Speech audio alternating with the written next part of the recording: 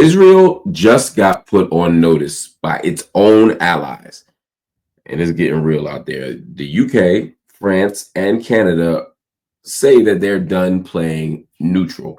They say that Israel's latest moves in Gaza are violent, but they're not just violent, they're also illegal. British Prime Minister Keir Starmer called Israel's offensive, quote, wholly disproportionate, and said that the UK is horrified. That's saying something.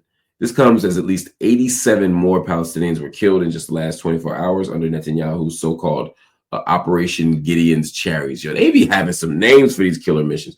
The leaders of all three nations warned Israel to back off or face, quote, concrete action. And those actions include possible targeted sanctions, arms embargoes, and of course, international court challenges or charges even.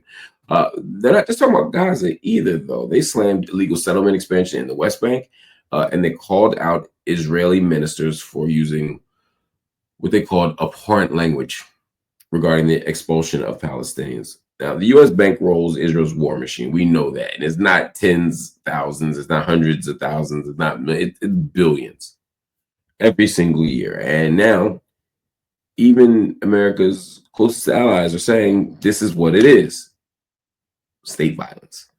And of course, the United States says that new intelligence suggests that Israel is preparing a possible strike on Iranian nuclear facilities. That is incredibly important because that means that Israel is going to continue or could continue to expand the reach of its military apparatus. And the argument that Iran is enriching uranium, that Iran is doing plutonium, whatever, as a way of suggesting that they're undermining the nuclear deal, and all the international, rules and nuclear, the nuclear non-proliferation treaty is what it's called, the nuclear non-proliferation treaty. The idea is that they can make Iran the demon, the boogeyman in the area, and continue to destroy and expand at the same time.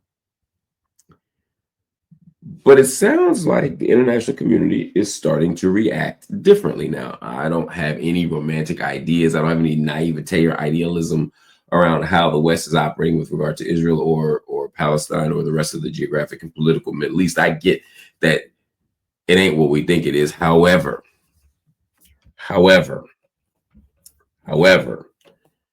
the fact that the UK and that Prime Minister Starmer is willing to stand up and say anything is a testament to how far we've come. And by we, I don't mean the United States. I mean we grassroots activists, we freedom fighters, we peaceniks, we who say this cannot continue. We're starting to see dents. We're starting to see progress. And I just want y'all to know that it is happening because of you.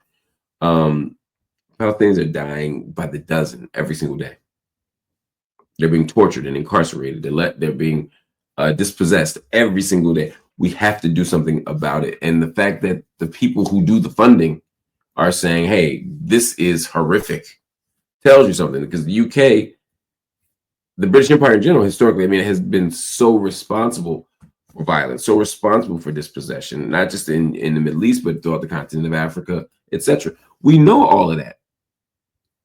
And they're not shy about it. So if they saying, yo, this is too far, that's telling you something. That is absolutely telling you something. So we'll continue to watch that story and figure out what the heck is going on and whether the United States and the UK, etc., are ready to hold Israel accountable or whether this is just some good PR. We'll find out.